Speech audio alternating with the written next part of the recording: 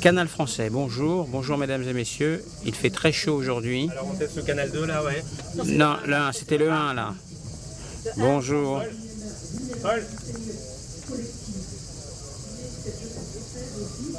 Bonjour mesdames et messieurs, bonjour mesdames et messieurs, bonjour, bonjour. Bienvenue aux rencontres économiques d'Aix-en-Provence.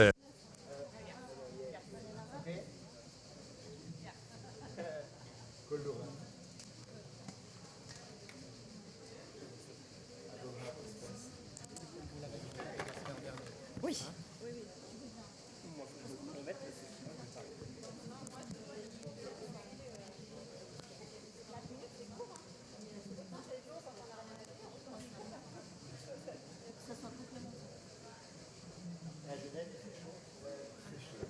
Là, ça va mieux, maintenant c'est redescendu à 27 degrés, ce qui est la température normale. Et la semaine dernière, c'était très chaud. C'était une température qu'on n'a jamais eu, 35 degrés. 42 degrés à Caen, on n'a jamais fait ça.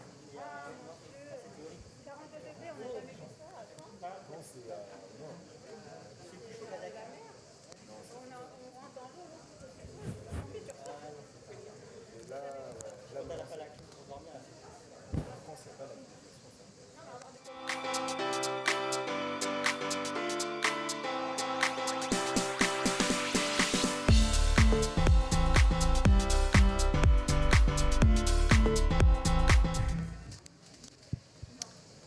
Bonjour à toutes et à tous, merci de venir passer une heure chaleureuse et chaude avec nous pour cette discussion, ce panel, cet entretien entre 5 personnes d'exception qui sont aux confins de l'engagement civique, institutionnel et d'entreprise, qui, je l'espère et je le sais, vont s'entendre, s'écouter, être là aussi pour répondre à vos questions, pour évoquer une question j'allais dire qui nous dépasse, mais que nous allons devoir aborder frontalement en compagnie de Maxime Menuet, économiste, membre du Cercle des économistes que je salue également, et qui va avoir la lourde tâche d'introduire cette première réflexion baptisée « Comprendre pour briser les cycles de violence ». La violence, les 5 intervenants la vivent, la combattent. Ils survivent parfois dans les théâtres et sur les théâtres d'opérations et de vie sur lesquels ils sont amenés à intervenir. Et vous allez le comprendre lorsque je vais vous les présenter très rapidement. D'abord pour vous accueillir. Sheila Nouri, bonjour. Vous êtes présidente, je ne vous donne pas encore la parole, je vous salue simplement, l'Association afghane de France. Hichem Kadraoui. Monsieur Kadraoui, bonjour. Vous êtes directeur exécutif du Center for Civilians in Conflicts. Dora Meredith, bonjour. Vous intervenez sur le théâtre européen, et notamment en ce qui concerne les cycles de violence qui frappent également le continent européen. J'allais dire qu'on a peut-être eu, heureusement pendant des décennies, le bonheur de l'oublier, et malheureusement aujourd'hui, à la fois par les conflits externes, violents à ciel ouvert, mais aussi par des conflits peut-être plus latents, de l'ordre de la guerre informationnelle, par exemple, on en reparlera, nous permet de vivre aussi et d'aborder avec tous les intervenants ce qui rapproche et ce qui sépare la violence vécue par les Européens et d'autres continents. Madame Mona Morad, bonjour. Vous êtes la CEO d'Honor Group, qui est une entreprise spécialisée dans les solutions d'investissement et la gestion stratégique de projets, notamment en matière de logistique, d'infrastructure et de médias. Et puis vous êtes également présidente de la Women Conference, une organisation qui, comme son nom l'indique, a pour principale et l'une des plus grandes plateformes internationales consacrées à l'autonomisation économique des femmes. Et puis enfin, attendez, excusez-moi, j'ai un petit problème de téléscripteur, comme on dit. Madame Shaida Issemi, je vous donnerai la parole tout à l'heure. Excusez-moi, je ne voulais pas écorcher votre nom. Vous êtes la directrice générale d'aide humanitaire et journalisme où vous, là aussi, et notamment avec les femmes, les aider, essayer de comprendre, et là aussi de briser les cycles de violence qui, lorsque l'on exerce le métier de journaliste et qu'on est femme, vivons cette question sur le terrain. Maxime Menuet, je vais vous laisser la parole, parce que vous avez la lourde tâche à la fois d'élever le débat et de nous faire entrer dans le vif du sujet pour que nos 5 intervenants puissent échanger sur cette question. Bien, merci beaucoup, mesdames et messieurs, chers amis. Encore bienvenue à cette table ronde. Je suis très heureux que le Cercle des économistes ait proposé ce sujet qui, je crois, est si important dans les temps d'aujourd'hui. Merci à Laurent d'avoir accepté de modérer nos échanges. Alors, en guise d'introduction, permettez-moi de commencer par le commencement, par le texte de la Genèse. Dans ce récit des origines, la première violence de l'humanité n'est ni une guerre entre civilisations, ni une lutte pour le pouvoir, ni même un conflit pour l'accaparement des ressources. C'est un homme qui tue un homme, un frère qui tue un frère, Abel qui tue Caïn. Et Dieu pose cette question terrible, où est ton frère ? De cette question, je crois que toute réflexion sur la violence commence peut-être ici, dans notre incapacité à faire fraternité. Comme si le problème fondamental de nos sociétés était moins la haine de l'ennemi que la difficulté à supporter l'existence de l'autre. Abel devient précisément insupportable à Caïn parce qu'il lui renvoie sa frustration, son sentiment d'échec, sa jalousie. La violence surgit souvent dans cette expérience intime du manque et de la rivalité. Freud le comprendra plus tard lorsqu'il décrira la tension permanente entre les pulsions de vie et les pulsions de mort qui nous traversent entre Eros et Thanatos.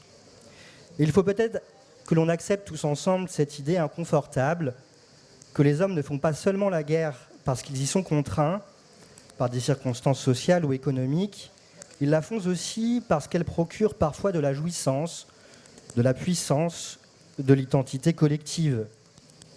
Les sociétés modernes ont pourtant cru pouvoir neutraliser ces pulsions de destruction par l'activité économique elle-même, par le capitalisme.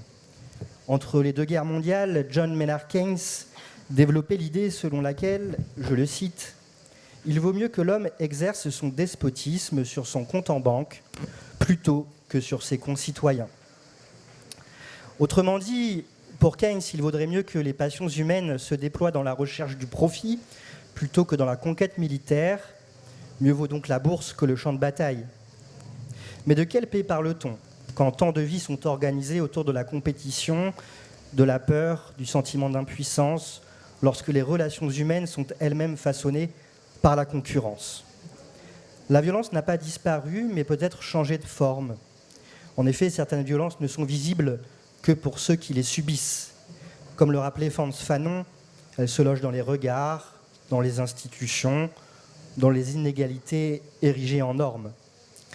Felwine Sarr, un économiste sénégalais, nous invite précisément à sortir d'une civilisation fondée sur l'accumulation et la prédation pour reconstruire des formes de réciprocité et d'hospitalité. Peut-être est-ce que certaines traditions africaines ont cherché à préserver. Je pense ici à la teranga sénégalaise, qui ne désigne pas seulement l'hospitalité, mais une logique de réciprocité. Aussi à l'Ubuntu sud-africain, qui nous rappelle que l'individu n'existe jamais seul. Alors ces imaginaires ne reposent pas sur la figure d'un individu autonome, isolé et rationnel, le fameux Homo economicus.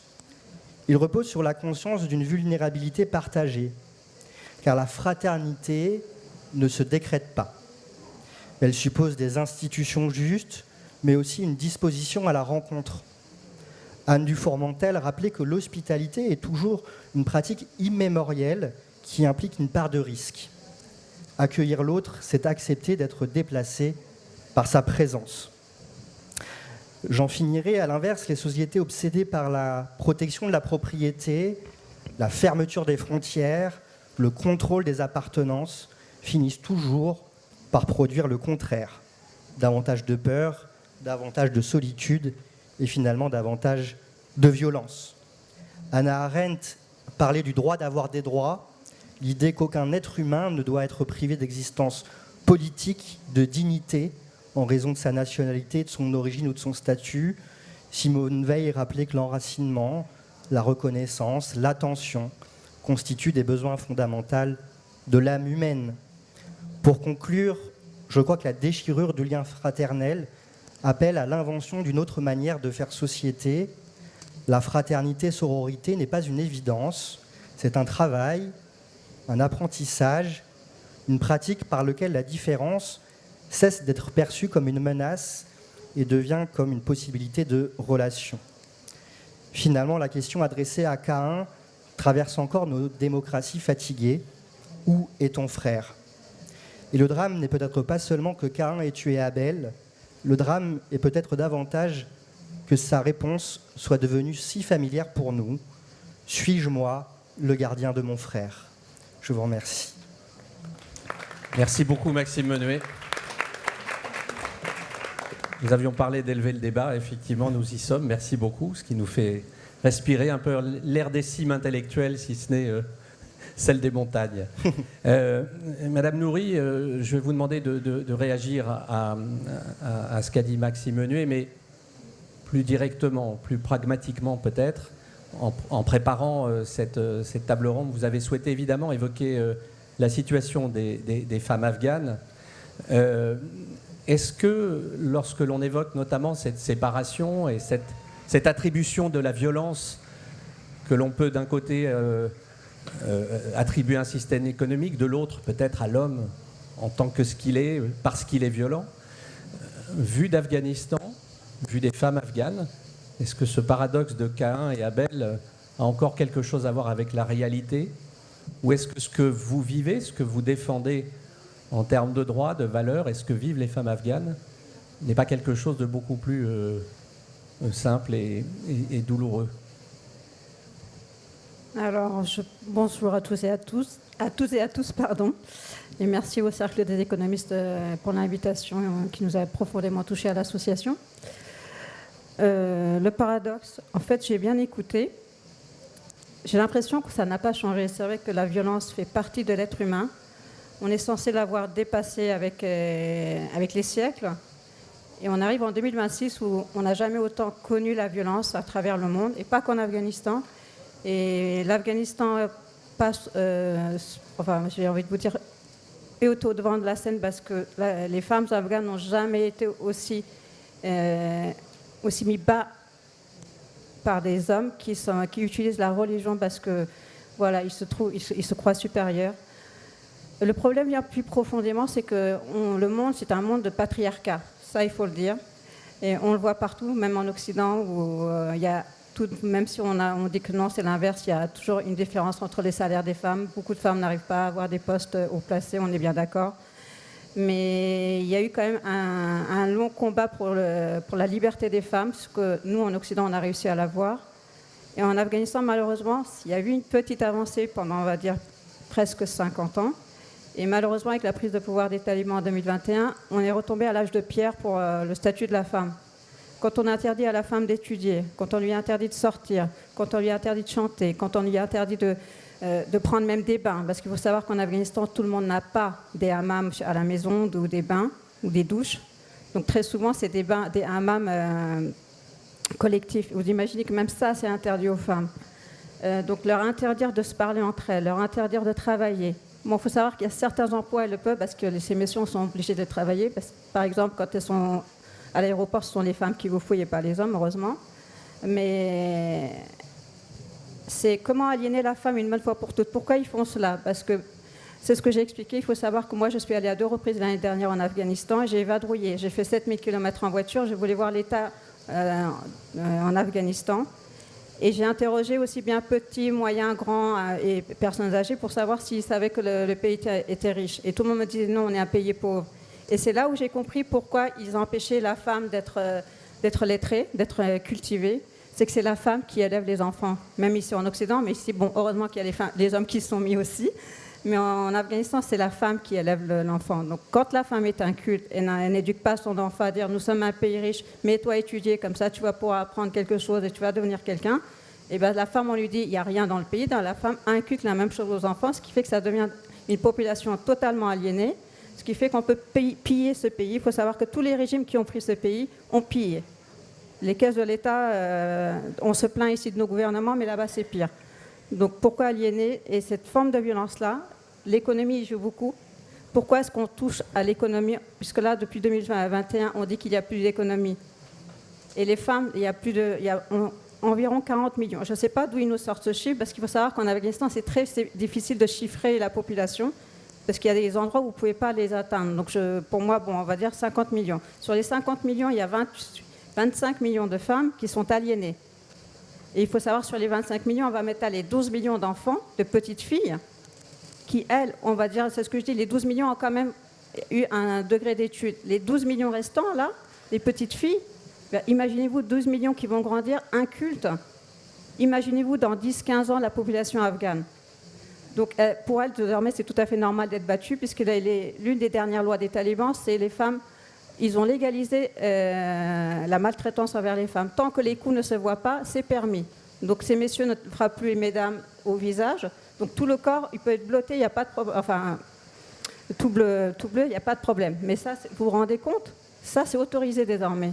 Autoriser le mariage légal des enfants mineurs, 9 ans, 8 ans, c'est scandaleux, c'est écrit nulle part. Je suis désolée, je suis musulmane et fière de le dire. Je suis contre ce qu'ils sont en train de dire.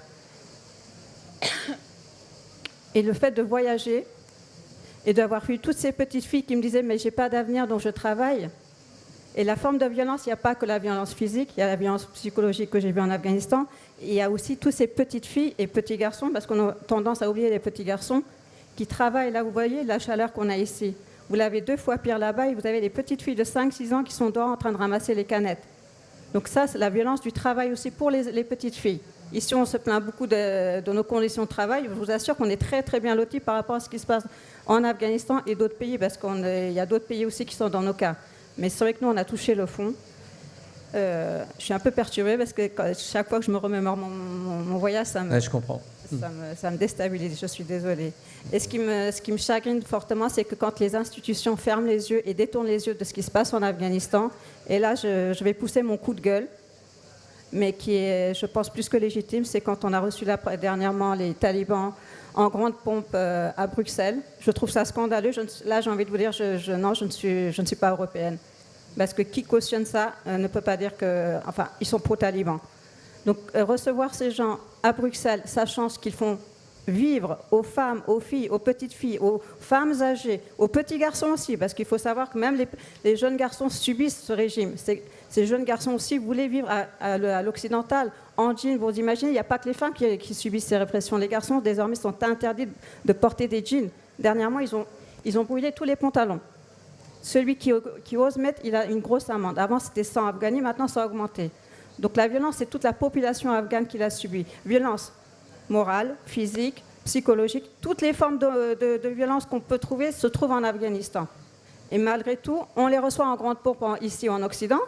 Et là, je vous assure que même la France les ont reçus en catimini dernièrement. Ils ont quitté Bruxelles, ils sont venus en France. Et là, je vous assure que j'ai honte d'être française pour le coup. D'ailleurs, d'habitude, je dis toujours que je suis fière, parce que nous sommes l'un des pays qui résistons et qui ne reconnaissons pas ce régime. Mais quand on les reçoit en catimini, je suis désolée. Ça ne rentre pas dans les valeurs de la France. Égalité, fraternité. On est bien d'accord. Je suis désolée. Je suis un petit peu en rogne parce que là, à Bruxelles, ça m'a mis hors de moi. Voilà. On comprend. Ben, je vais en profiter peut-être pour poser la question. Vous demandez à Madame Dora Meredi de répondre. Et je vous donnerai ensuite la parole, monsieur. Mais on a parlé de l'Europe. On a parlé de la violence et de ce que Madame Nouri vous décrivait comme étant, au fond, une violence, sinon engendrée, du moins encouragée par l'Europe et les institutions européennes à l'égard d'un pays comme l'Afghanistan et des femmes afghanes. Est-ce que vous partagez, en tout cas, ce constat des États qui vivent en paix, qui sont des institutions qui permettent à leur population civile de vivre en paix, sont capables d'engendrer la violence parce que, par exemple, elles reçoivent des institutions et des dirigeants comme les talibans?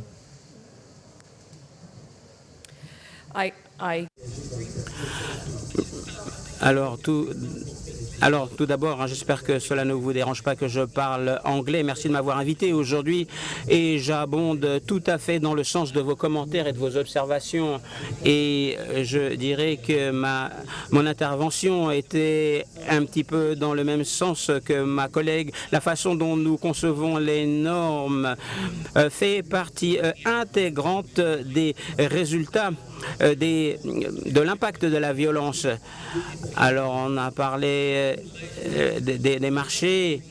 Les marchés ne diffusent pas la violence. Ils le font lorsque les institutions sont construites pour absorber les griefs plutôt que de concentrer les griefs. Et chez ODI, nous travaillons avec les États qui sont touchés par les violences. Et les cycles de violence sont imputables à des inégalités structurelles. Qui a accès à la finance? Quel type de gouvernance est risqué? Quelles sont les priorités? Qui est invité? Qui est invité? Comment peut-on s'engager avec les gouvernements? Quelles sont les personnes qui ont la possibilité de parler? Ce ne sont pas des choix techniques, ce sont des choix politiques en réalité qui sont faits au sein des institutions. Et très souvent, il y a des bonnes intentions au départ.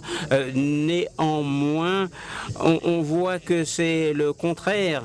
On se retrouve avec de vieilles façons de se comporter. Et en réalité, ce qui est important, c'est de se concentrer sur le monde d'aujourd'hui. Je vais en dire un petit peu plus. Alors souvent, les institutions échouent pas parce qu'il y a un manque d'argent, mais parce qu'il n'y a pas suffisamment de prévisibilité. L'absence d'inclusion est une réalité. C'est un problème encore plus profond. Par exemple, une étude qui a été publiée dans le journal Science porte sur l'Afrique. L'USAID, l'aide a été supprimée et on a vu que les conflits n'ont cessé d'augmenter dans ces régions qui reposaient sur ces financements. Ce n'est peut-être pas très surprenant, néanmoins, la conclusion qui est très intéressante à mes yeux est la suivante. La force locale, institutionnelle a pu façonner les conflits des États plus faibles avec une augmentation sensible des conflits et nous avons vu des institutions plus inclusives et plus fortes ont pu absorber les chocs. En fait, bien sûr, l'argent quittait un petit peu la violence, mais c'était la brutalité, c'était le manque de capacité institutionnelle qui ne pouvait pas absorber toutes ces ruptures, toutes ces perturbations. Alors lorsque l'on pense à tout cela, lorsqu'il s'agit de refaçonner nos institutions, lorsqu'il s'agit de savoir comment on peut améliorer nos institutions afin de prendre à bras le corps la violence, comment on construit nos institutions pour absorber ces chocs qui sont provoqués par la violence. Et je dirais que l'Europe doit se pencher sur ces questions parce que l'Europe est un acteur sur la scène internationale, parce que l'Europe a des normes qu'elle soutient, comment l'Europe pilote sa stratégie, comment l'Europe conçoit ses institutions. Il faut voir qu'il y a des inégalités croissantes, on voit qu'il y a une absence de démocratie et cela génère des formes de violence dans les pays et pas simplement à l'étranger. Il y a un lien entre l'érosion démocratique et les inégalités de salaire. C'est quelque chose que nous avons vu déjà. Dans les États fragiles, nous avons observé déjà toutes ces tendances. Et en fait, le dernier point que je voudrais mettre en lumière, c'est, comme vous le savez, l'Europe négocie son budget à long terme. Donc, on va regarder comment l'Europe va investir dans les prochaines années. Il y a beaucoup de discussions en la matière. Quel est le rôle de l'Europe en tant qu'acteur mondial? Quels sont les besoins de financement? Comment peut-on concevoir les institutions pour être à la hauteur de notre mission? Vous avez cette tension en réalité entre entre certains acteurs qui veulent que l'Europe soit agile, que l'Europe soit en mesure de répondre à des crises lorsqu'elles surviennent. Et puis il y en a d'autres qui veulent avoir une approche à long terme avec une programmation prévisible, avec la prévisibilité des programmes afin d'embarquer d'autres partenaires. Donc il faut avoir un bon équilibre pour que nous mettons en place des systèmes de financement et des institutions qui soient inclusives et qui réfléchissent sur la façon dont l'Europe doit évoluer au fil des années. Alors bien sûr, il faut soulever ces questions et il faut une stratégie et il faut bien évidemment des normes que nous essayons de soutenir. Ah oui, je ne vais pas vous demander de répondre à ce que Madame Meredith a parlé de l'Europe. Je rappelle que votre organisation, comme son nom l'indique, a pour mission de défendre, d'évaluer, de soutenir, de décrire ce que les civils trouvent dans les périodes de tension, dans les guerres. La notion de société civile, qui est une valeur, une façon de concevoir les rapports politiques dans une démocratie comme la France ou dans d'autres pays, est-elle quelque chose que vous vivez au quotidien dans les pays de Soudan à Gaza, en partant en allant au Yémen ou ailleurs? Comment la société civile peut-elle être mise en mouvement lorsqu'elle vit sous les bombes ou une violence qui n'est pas forcément celle de la guerre entre deux nations, mais qui est celle décrite par exemple comme Madame Nouri l'a fait tout à l'heure sur l'Afghanistan? Bonjour, merci beaucoup déjà pour l'invitation. Et je suis très content d'être dans ce forum économique et que le sujet aussi soit discuté durant. And that this subject is being... De ne pas oublier aussi la situation des civils dans les conflits et du rôle que les civils doivent apporter aussi également dans ce contexte. Depuis 2022, nous avons vu plus de 112% d'augmentation dans les morts civiles. Ça, c'est vraiment des statistiques, donc 112% d'augmentation depuis 2022. Et le nombre d'enfants et de femmes tués dans les conflits ont quadruplé dans les derniers 3 ans.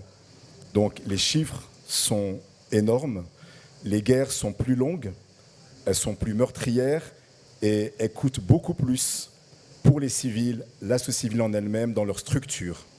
Les vies civiles, les infrastructures essentielles aux civils, que ce soit les productions d'électricité, les productions d'eau, les hôpitaux, sont attaqués de manière délibérée et sont détruites. Et pour une raison, quand moi je vais dans les conflits, je vais au Soudan dans 10 jours, on était en Ukraine, quand on les voit, on voit maintenant aussi une sorte d'intention. Ce n'est plus un dommage collatéral, il y a une intention de casser le moral des populations civiles et d'infliger un coup tellement fort que l'autre partie au conflit décide d'abandonner. Mais malheureusement, ce n'arrive jamais ça. Ce qui se passe, c'est que ça nourrit le cycle infamant de la violence qui en fait se renforce. C'est un cycle de violence sous stéroïdes avec aussi l'arrivée des nouvelles technologies et une des formes les plus économiques de faire la guerre que sont les drones et l'utilisation des drones. Et le monde découvre, personnellement ça fait 20 ans que je travaille dans l'humanitaire, 20 ans dans les pays en conflit, et depuis 2 ans, ce qu'on voit avec l'arrivée des drones, c'est quelque chose qu'on n'arriveront pas à comprendre, je vais essayer de le montrer. 4000% d'augmentation en 4 ans d'utilisation des drones dans les pays en conflit. Cette question crée un sentiment de menace constante. Quand tu es dans les conflits, les communautés civiles ont toujours des pauses entre les bombardements. Il y a toujours des moments de répit, des moments où la société se reprend et s'organise. Quand les drones volent au-dessus des têtes, et j'étais moi-même sur les pays en conflit où il y a ce bruit constant. Ça ne s'arrête jamais. Il n'y a plus de pause. Les lignes de front sont quelque chose du passé. Aujourd'hui, les lignes de front sont partout, tout le temps et sur tout le monde. Le droit de se rendre, qui est un droit fondamental, droit international humanitaire, n'existe plus avec les drones, vu que même si on lâche notre arme, on peut être atteint par un drone parce qu'automatiquement, il y a eu une cible qui a été mise sur la personne. Donc les nouvelles technologies ne mettent pas la guerre plus humaine, mais au contraire plus meurtrière. Au niveau des pays occidentaux, du pays du G7, des pays qui ont les moyens, notre organisation pousse à que la voix des civils soit reconnue, qu'ils se rendent compte que la protection des civils n'est pas seulement quelque chose de juste ou d'éthique à faire, mais c'est aussi un prérequis stratégique pour n'importe quelle négociation ou accord pérenne de sécuritaire et économique. Un autre point également, c'est quoi faire. Le développement technologique actuel est tel que quand un État veut faire une régulation pour limiter les effets des drones, les entreprises privées vont 2 à 3 fois plus vite. Notre organisation a commencé déjà à parler avec les fournisseurs de drones, les entreprises comme Palantir, qui est la plus grosse industrie au monde de défense et de tech, pour commencer aussi à parler déjà dans la conception de ces moyens de tuer, déjà d'intégrer le respect aux civils, pour pas que ce soit juste à la merci de certaines personnes. Et pour finir, les objectifs de médiation et de paix ne peuvent pas uniquement être transactionnels. On ne peut pas traiter la fin d'un conflit de manière mathématique en faisant un accord de partage du pouvoir et en espérant que ce soit un processus de paix. Non, il faut absolument injecter les perspectives des civils, les intégrer dans les discussions au début des négociations ou du développement de ces accords pour s'assurer qu'il y a un effet pérenne et surtout vital et essentiel quand il y aura une mise en œuvre concrète de cet accord de paix. Et pour finir, pour moi et pour nous, CEVEC, mettre la protection des civils comme un objectif militaire et politique central et stratégique est essentiel. Quand les politiques décident à mener les guerres, quand les généraux décident et développent ces guerres, et quand les négociations commencent. Je vous remercie. Merci, monsieur. Merci beaucoup. Je n'ai pas la réponse à la question posée par Maxime, et il en parlera peut-être à la fin, mais à ce stade, je ne retrouve toujours pas mon Keynes et cette capacité à penser qu'il vaut mieux que nos ambitions et rivalités s'expriment dans l'économie plutôt que dans la nomination des autres, parce que de Kaboul au Soudan, en passant par l'Europe, je vois que les deux vont très très bien ensemble. Le business du drone ou le business des nouvelles technologies au service de la guerre font extrêmement bon ménage à ce stade. C'est une conclusion provisoire, je ne suis que modérateur, mais je vais laisser la parole maintenant à Madame Morad pour vous demander si votre avis correspond au diagnostic quand même assez noir à ce stade qu'ont fait vos 3 prédécesseurs.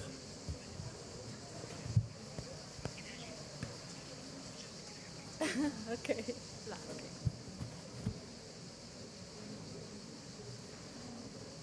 شكرا اسمحوا لي أن أتحدث باللغة العربية.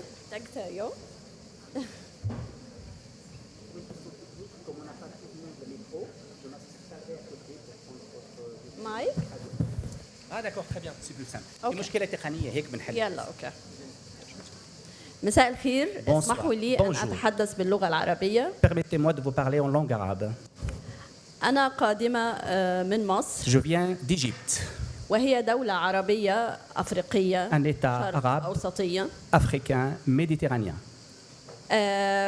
نعيش في منطقتنا العديد من الصراعات. Beaucoup de conflits dans notre région. اللي بتأثر بشكل كبير على Cela impacte سلامة المجتمع في منطقة الشرق la الأوسط. paix, la sérénité de nos sociétés au Moyen-Orient. أعتقد إنه كسر دائرة العنف لن يكون من دون تمكين Que اقتصادي. briser le cycle de violence ne peut pas être تمكين المرأة. sans la femme. تمكين الشباب. Il faut absolument soutenir la femme, soutenir les jeunes, créer de l'emploi, de l'éducation. أن تساعد الدول المتقدمة الدول الأقل حظاً في التنمية لرفع مستوى qui en ont moins de chances à ce développement pour améliorer المعيشة ومستوى الاقتصاد هناك. développer leur économie. أعتقد أن الصراع الذي نعانيه ليس صراعاً حضاري بين الشرق والغرب. Le conflit que nous vivons n'est pas un conflit civilisationnel entre l'Orient et l'Occident. لدينا إشكالية أعمق. Nous avons une problématique beaucoup plus profonde. ربما تناولوها فأن كثير من الدول الغربية تدعم العنف داخل هذه البلدان. Nous avons aussi plusieurs pays qui soutiennent la violence dans nos régions. ثم تطالبهم أن يكونوا أفضل. Beaucoup de pays, même occidentaux, qui soutiennent la violence dans notre pays et nous demandent et exigent à ce qu'on soit autrement. أو نتحدث في منظمات ومؤسسات كيف هذا العالم متأخر كيف هذا العالم يقاتل بعضهم comme un pays sous-développé lors des conférences internationales. هي لأجل تجارة السلاح. Pourquoi? Parce que لأجل أنه هو أصبح c'est une affaire de commerce d'armes. اقتصاد. Les armes, c'est une industrie économique très rentable. سيبقى قائما إلى النهاية. Et je pense, hélas, ça va continuer encore très longtemps. حتى أن نقنن هذه الصناعة. Il faut absolument qu'on في أوجه الدفاع وليس في industrie militaire التجارية يتم بيعها للدول. Une industrie, une économie de défense dédiée à la défense et non pas à la rentabilité économique. هذه نقطة. Voilà, c'est un premier point. أعتقد أن هناك بين البشرية أشياء كثيرة يمكن الاتفاق عليها. Parmi nous autres humains, nous les humains, nous avons beaucoup de choses qui réunissent, nous avons que ce qui nous réunit entre nous. كلنا نرغب في السلام. Nous avons tous le désir à la paix, au développement, à la prospérité. التكامل الاقتصادي هو الحل. Complémentarité économique, c'est la solution. التعاون المشترك La coopération commune entre les pays. العمل من أجل أن يكون هناك فرص استثمارية كبيرة. Pour qu'il y ait des chances, des occasions d'investissement. تقضي على الهجرة. Pour déjà éradier l'immigration. فدعينا نتخيل إذا كانت هذه المجتمعات في وضع اقتصادي أفضل هل ستعاني من هذه المشكلة أوروبا أو غيرها؟ Pensez-vous que si la situation économique dans nos autres pays était meilleure, est-ce que nos sociétés vont souffrir autant?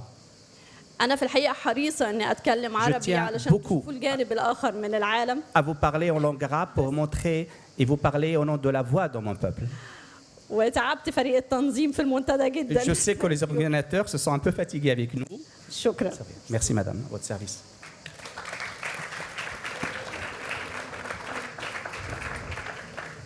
Merci madame.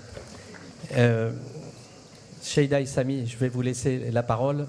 Je vais vous servir un verre, vous inquiétez pas. Alors, est-ce que l'espoir va revenir avec vous? Est-ce que les solutions vont arriver avec vous? Et voyez-vous dans ce que on dit vos prédécesseurs un chemin non pas idyllique, mais réaliste, amenant à, encore une fois, des solutions pour briser les cycles de violence que nous décrivons depuis tout à l'heure de façon quand même assez dramatique. Alors, j'aimerais bien vous parler sans notes. J'avais des notes, mais là, finalement, j'ai décidé de laisser tomber. Bah oui, parce que c'est lourd tout ce qu'on a entendu. Et je pense que je dois vraiment parler dans le cadre de tout ce qui est exprimé et aussi sur l'objectif de cette forum, que je suis très, très ravie d'être là. Le titre de cette forum, ça m'a attiré tout de suite. C'est vraiment naviguer dans un monde sans repères. Nous aussi, en tant qu'association, en tant que journalistes, en tant qu'activistes, en tant que défenseurs des droits humains, nous sommes en train de naviguer sans repères. On n'arrive pas à analyser. Moi, je gère une association française, mais à l'international. Nous sommes basés en Irak, nous sommes basés au Yémen. Nous avons des femmes, 400 femmes journalistes et activistes autour de nous d'une dizaine de pays, notamment Afghanistan, Iran, Égypte aussi. Nous avons de la Tunisie. Et à travers de ce réseau, ces femmes qui sont devenues actrices de la paix, parce que c'est ces femmes qui travaillent sur la stabilisation d'un monde qui est affecté par la guerre. Alors la guerre militaire, les drones, mais la guerre aussi économique, mais la guerre psychologique qui a été mentionnée aussi, la guerre territoriale, et la guerre aussi informationnelle qui est le plus violente guerre et conflit qui existe aujourd'hui. Parce qu'à l'époque, les guerres ont été très violentes. Il y a 100 ans, il y a 150 ans, il y a tous ces conflits. Mais aujourd'hui, l'ajout de cette guerre informationnelle est en train de créer un conflit social dans ces pays. Et je pense qu'indirectement, Mona a parlé de ça. Je l'ai senti. Parce que ce conflit interne social dans ces pays, c'est le résultat de tout ce conflit économique territorial et aussi, il ne faut pas oublier, religieux et idéologique. Alors, moi, je suis de cette région, de ce contexte de guerre, mais je suis aussi européenne. Je suis européenne depuis 15 ans et je présente aussi l'Europe et le danger que cette guerre et ce conflit que je vous ai listé, comment elle affecte la société européenne. Comment justement? Vous souhaitiez en parler. Quel est le lien direct que vous faites entre les deux? C'est qu'en fait, les guerres aujourd'hui, ce n'est pas territorial, ça passe les frontières. Cette guerre informationnelle, désinformation, toutes les haines créées dans la société, tout ce que ça se passe en Syrie, ça affecte l'Europe. Tout ce que ça se passe en Égypte, en Irak, au Liban, en Israël, les Juifs, les musulmans, les chrétiens, les yézidis, les druzes, toutes ces minorités ethniques, toutes les vraiment présences idéologiques et ethniques, et chaque personne a le droit de pratiquer parce que c'est la culture, parce que c'est l'être en fait de penser, aujourd'hui est devenu un problématique. J'étais à Damas l'année dernière, je vous donne juste un exemple. J'étais à Damas et j'étais dans le quartier chrétien et j'étais dans une boutique pour acheter quelques souvenirs. Cette boutique a été tenue pendant 40 ans par deux hommes, Joseph et Abdallah. Et j'ai commencé à parler, discuter sur la situation. C'était en octobre l'année dernière. Ils m'ont dit, la situation est très dégradée. On n'a plus de liberté de vivre ensemble. La première question qui est posée aujourd'hui, c'est quoi ta religion? Pourtant, Joseph et Abdallah, ils vivaient ensemble, ils travaillaient ensemble depuis 40 ans. Et c'est exactement pareil, j'entends ici en Europe, les gens qui me disent, ben, il y a quelques années, on s'en foutait complètement, en fait. Oh, c'est quoi notre religion, c'est quoi notre ethnique? Alors ça, c'est vraiment un exemple très simple pour vous dire qu'aujourd'hui, nous sommes tous et toutes confrontés à ces dangers et ces violences. Et aujourd'hui, j'aimerais bien aussi juste passer un mot très rapidement, si j'ai le temps. N'hésitez pas à me couper. Hein.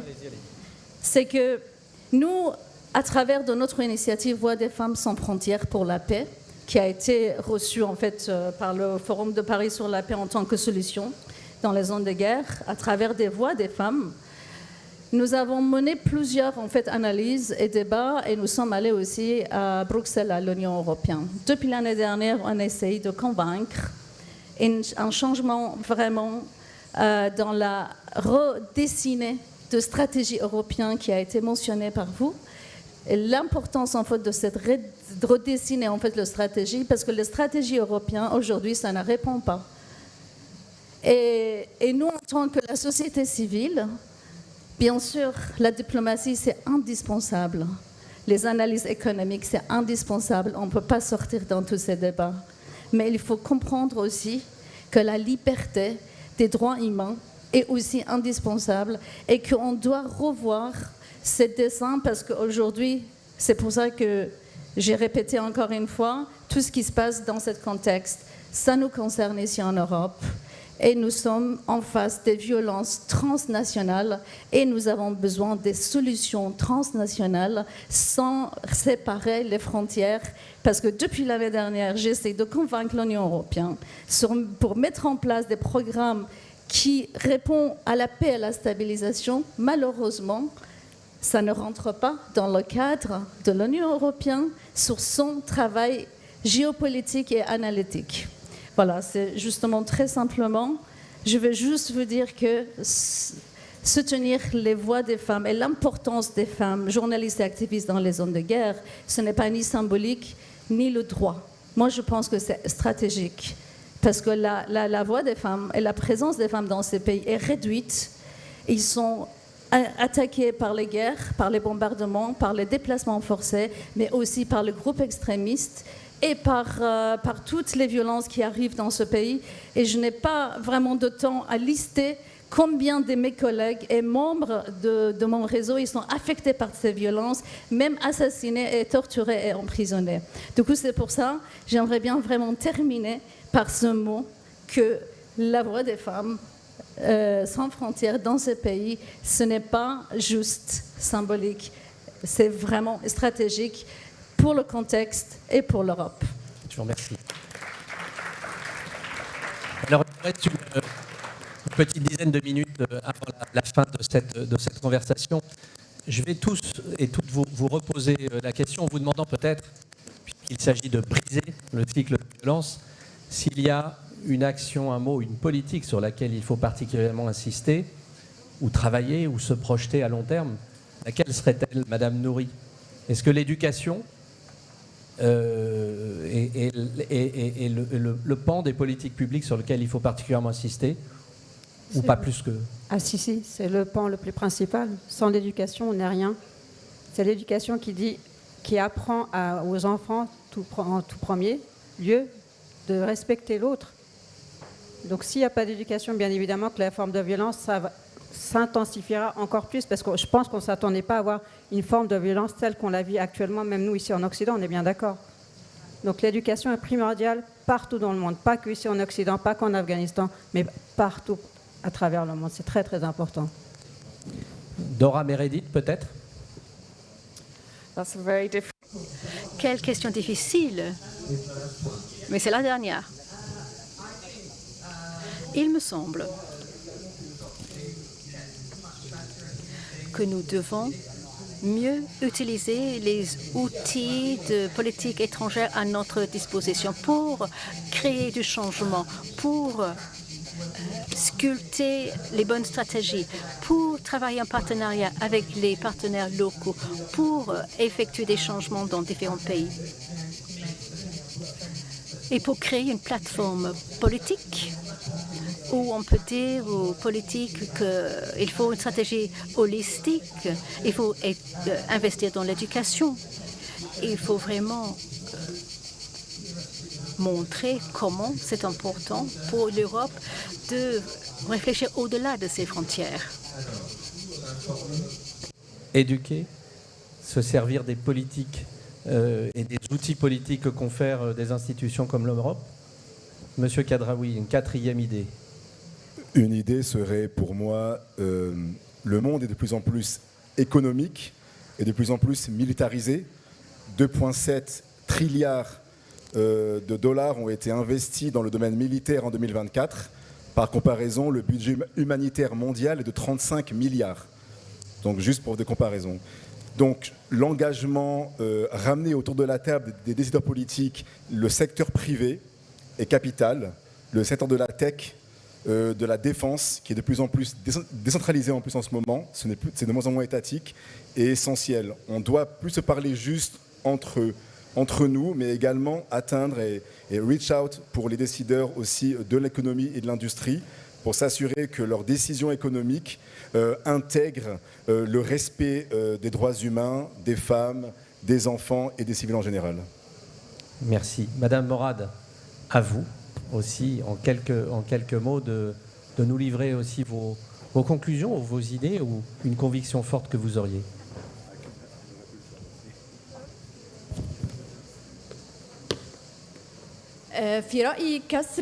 À mon avis, briser la violence, d'abord je réitère tout ce qu'a dit mes collègues et je confirme. L'éducation, le soutien économique, il faut absolument briser la machine de la violence.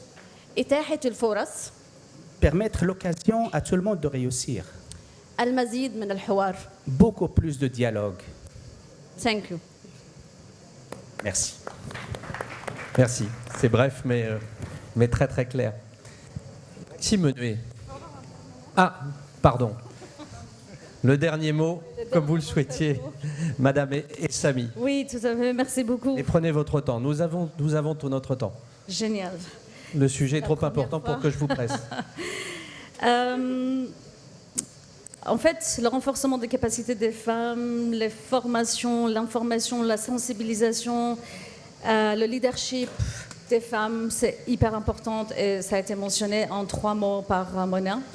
Je vais vous dire que notre association a formé plus que 60 podcasteuses. Nous avons formé 400 femmes. Ils sont devenus gestionnaires, ils sont devenus journalistes, ils sont devenus en fait journalistes d'investigation. Ils couvrent des sujets très sensibles.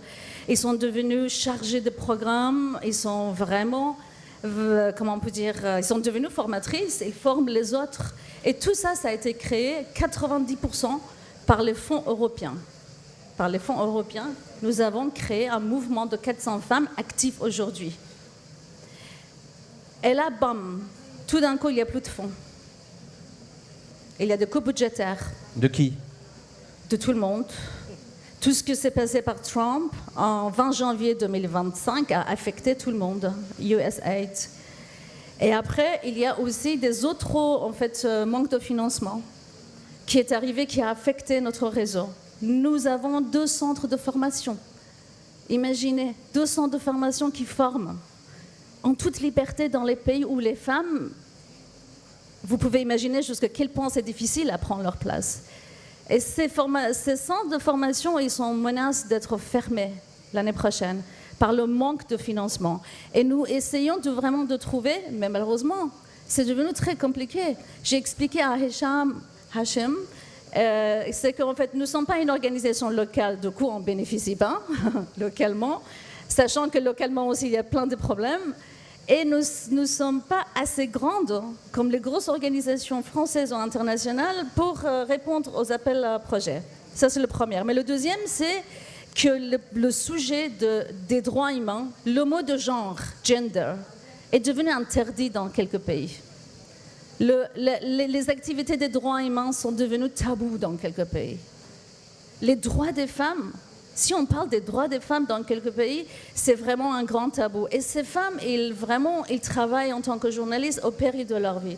Moi, je pense que ce n'est pas que dans le cadre des fonds publics qu'on doit chercher. Il faut aussi, comme vous avez mentionné, Hicham, c'est qu'en fait, les entreprises privées aussi participent dans cette stabilisation et dans la création de cet espace civique. Merci beaucoup pour me donner ce temps. C'est bien normal. Merci. Alors, Maxime, il est où Keynes dans tout ça? Merci. Alors, Keynes, je crois qu'il a eu tort. L'idée de Keynes, rappelez-vous, dans l'entre-deux-guerres, c'était de se dire que finalement, il y avait toujours des pulsions de destruction en l'homme. Il fallait bien qu'il se déverse quelque part, et donc il fallait qu'il se déverse dans le capitalisme, et ça évitera de se taper dessus. Mais je crois que c'est complémentaire. Plus on se tape dessus dans le capitalisme, plus on se tape dessus réellement et réciproquement. Donc je crois que c'est cette idée de Keynes de l'entre-deux-guerres, on en l'a bien montré qu'il avait tort. Peut-être en quelques mots de conclusion, je crois qu'on sort de ce débat, en tout cas moi, avec le cœur lourd de tout ce qu'on a entendu, mais peut-être aussi avec le cœur un peu rempli d'espoir, ou en tout cas sentir cet activisme, sentir cette forte sensibilité, cette forte investissement pour la paix, pour le droit des femmes. Si je voudrais peut-être conclure en reprenant quelques idées, la fraternité dont je déplorais qu'elle soit le cœur de notre société, dans mon introduction, on a bien compris qu'elle était d'abord aussi sororité. Il y a plein d'études en économie qui montrent, par exemple, surtout au Sénégal, il y a eu des études sur l'inclusion financière des femmes, en montrant combien la croissance et le développement, la réduction des inégalités, étaient très liés à l'inclusion des femmes dans les banques, dans les circuits financiers, leur accorder des prêts pour l'investissement dans la tech. Je reviens ici dans la question de Hicham. Dans le secteur de la défense, alors c'est vrai qu'avant on avait un système très hiérarchique.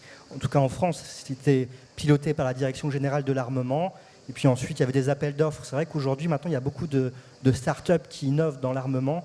Et je crois que c'est important de mettre peut-être dans un cahier des charges la question des civils. Techniquement, je pense qu'on sait faire. On sait brider des armes, on sait même sur la question des drones. Donc je crois que cette question-là, elle est importante. Plus généralement, c'est la question des institutions qui, je crois, était en débat. On a évoqué la question que ces institutions devaient être peut-être une plus grande planification. La question de la planification, on parlait aussi de la question de la planification climatique, mais aussi la question de la planification sur les mesures pour résoudre les conflits. Je crois que ça doit être peut-être encore mieux investi au niveau européen. Ces institutions, je crois, doivent servir maintenant un peu ce que dirait Amartya Sen, les capacités, c'est-à-dire de considérer que chaque être humain doit pouvoir être nourri, être logé, on pourrait dire avoir une reconnaissance de sa dignité. Et donc comment passer d'une économie prédatrice sur les ressources, sur l'utilisation des femmes, aussi sur la question du climat, à une économie plus inclusive, ou en tout cas une économie qui reconnaît la dignité de tous. C'est peut-être utopique, mais je crois que les utopies